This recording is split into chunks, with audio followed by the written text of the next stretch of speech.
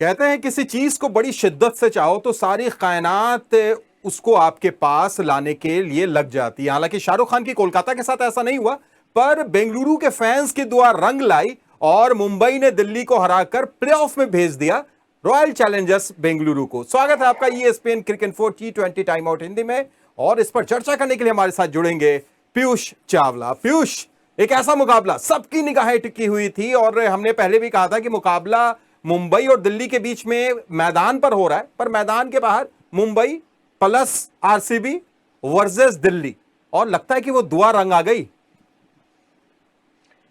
जी, बिल्कुल। देखिए, ये मुकाबला जैसे आपने बोला कि दिल्ली मुंबई था, तो ये मुकाबला एक्चुअली दिल्ली वर्सेस आरसीबी था, वाया मुंबई था। तो और उसका देखिए जिस तरीके की क्रिकेट खेली यहाँ पे मुंबई ने और जिस तरीके की क्रिकेट खेली दिल्ली टीम ने, तो काफी निराश होंगे अपने आप से, क्योंकि एक टाइम ऐसा लगा था मैच पे पकड़ बना ली है, लेकिन उसके बाद जिस तरीके से चीजें हाथ से निकली और वो ऐसे निकलती चली गई, तो काफी दिक्कतें आ गई उसके बाद। बिल्कुल, और उसी पर हम बात करेंगे। आपने बोला कि हाथ से निकलती चली गई, यहां पे तो लिटरली हाथ से निकला मैच। पीयूष, एक कैच ड्रॉप होता है ऋषभ पंत से, उसके बाद डीआरएस, जहां पर सीधे शार्दुल ठाकुर कह रहे थे कि भाई आप डीआरएस लीजिए, आउट हैं टीम डेविड, नहीं लेते हैं, और उसके बाद टीम डेविड ने मैच छीन लिया।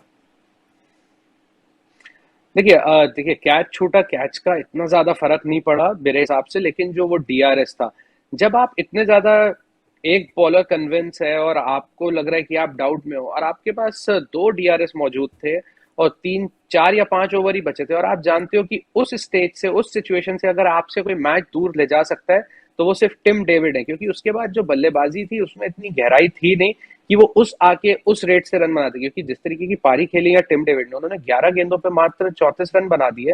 कोई और बल्लेबाज आता, मैं कहता हूँ वो भी रन बनाता, लेकिन वो 11 गेंद में 34 रन नहीं बनाता, क्योंकि पिच इतनी आसान नहीं थी। बनाता, बहुत पुश करके बनाता तो 20 रन 22 रन बनाता, लेकिन वो डीआरएस ना लेना, उसको बचा के रखना थोड़ा समझ से परे था, और वो का जो यहाँ पे ना लेने का जो खामियाजा भुगता है, तो ये काफी देर तक सताएगा दिल्ली टीम को। और पीयूष, कहीं से हम क्रेडिट नहीं ले सकते, जिस तरीके की शुरुआत दिलाई ईशान किशन ने, एक शानदार पारी, आतिशी पारी, वो अपने पुराने स्टाइल में नजर आए। उसके बाद मिडिल ऑर्डर में तिलक वर्मा, उन्होंने काफी सूझबूझ दिखाई, जिसके लिए वो हम लगातार उनकी तारीफ भी करते रहे, आप भी करते रहे, काफी प्रभावित किया उस खिलाड़ी ने। आज भी वही दिखा। हाँ, अगर नहीं दिखा तो इस पूरे सीजन रोहित शर्मा के बल्ले से अर्धशतक, और आईपीएल इतिहास में पहली बार ऐसा हुआ कि किसी एक सीजन में रोहित शर्मा ने कम से कम एक अर्धशतक भी ना लगाया।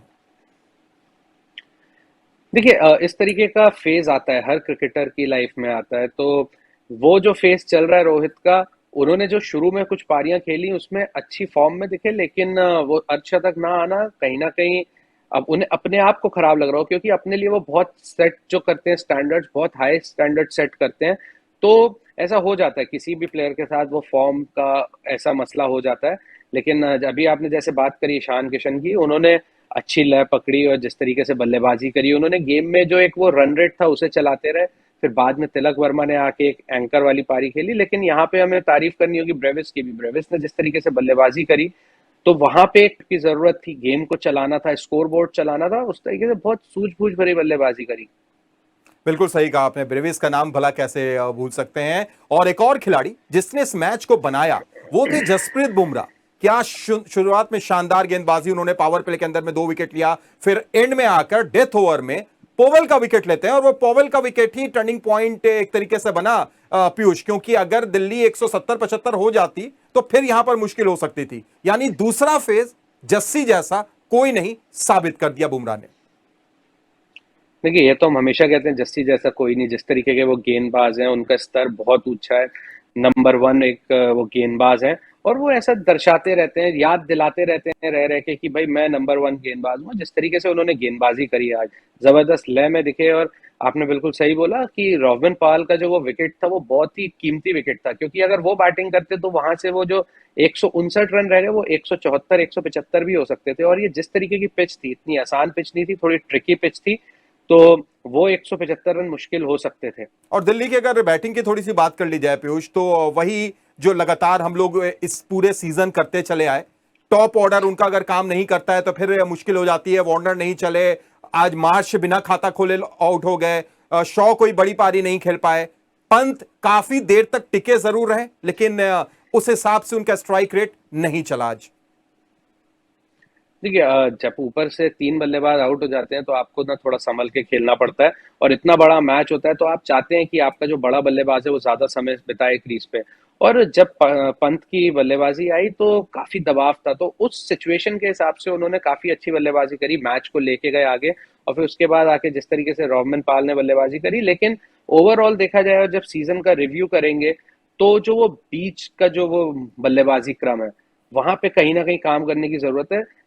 जैसे हमने बात करी रोहित शर्मा की, वैसे ऋषभ पंत भी ऐसी इतनी फॉर्म में नजर नहीं आए इस सीजन में जिसके लिए उन्हें जाना जाता है, अपना स्तर बहुत ऊंचा रखते हैं। और इस बार वो बड़ी बल्लेबाजी बड़ी बड़ी पारी उनके बल्ले से आई नहीं, तो ऐसा बार बार नहीं होगा, अगले साल वापस आएगी। लेकिन जो फिर भी एक बीच में जो ऑलराउंडर्स के ऊपर इतना ज्यादा अपने निर्भर थे, तो उन ऑलराउंडर की जगह अगर एक प्योर बल्लेबाज होता तो वो कहीं ना कहीं फर्क डालता। ऐसा हुआ, लेकिन बहुत जाके बाद में रियलाइज हुआ, क्योंकि ललित यादव की बात की जाए तो ललित यादव ने कोई बल्लेबाजी से उनका अगर आप देखें कंट्रीब्यूशन जो है वो रहता है, लेकिन वो तब रहता है जब 2-3 विकेट गिर जाए, दबाव की सिचुएशन होती है, और गेंदबाजी में उन्हें इतना यूज किया नहीं जाता। तो उनकी जगह एक प्रॉपर बैट्समैन खिलाना मेरे को लगता है हमेशा बेटर रहेगा ऑप्शन। बिल्कुल। और इस जीत के बाद क्या हुआ है पॉइंट्स टेबल में, यह हुआ है कि अब 4 टीमों के सामने क्यू लिखा चुका है। जो चौथी टीम थी वो बेंगलुरु थी, उसके सामने भी आज क्यू लिखा गया। और अब प्लेऑफ का जो समीकरण है, जो प्लेऑफ का कह सकते हैं कि जो शेड्यूल है वो तय हो चुका है। पहला क्वालिफायर गुजरात और राजस्थान के बीच में पीयूष, और दूसरा एलिमिनेटर जो खेला जाएगा मुकाबला, वो बेंगलुरु और लखनऊ के बीच में। यहां पर बेंगलुरु अब किस तरीके से देखेगी? देखिए जिस तरीके से उन्होंने पिछला मैच खेला, सबसे पहली जरूरत थी मैच जीतना, और वो मैच जीता। और वो जो दबाव वाला मैच था, उनके लिए खुशी की बात ये होगी कि उनका जो सबसे बड़ा बल्लेबाज, सबसे दिग्गज बल्लेबाज जो था, वो जिस तरीके की उसने लय दिखाई, खुल के पारी खेली, तो यहाँ पे वो कॉन्फिडेंस को कैरी फॉरवर्ड करेंगे। और जब लखनऊ के सामने उतरेंगे भी, तो वो जो मैच होने वाला है वो एक बहुत अच्छा मैच होने को मिलेगा, क्योंकि जब आप जाएंगे तो आपको फ्रेश विकेट मिलेंगे, तो विकेटें कैसी बनी है क्या है, तो वो काफी चीजें उस पर भी निर्भर करेंगी।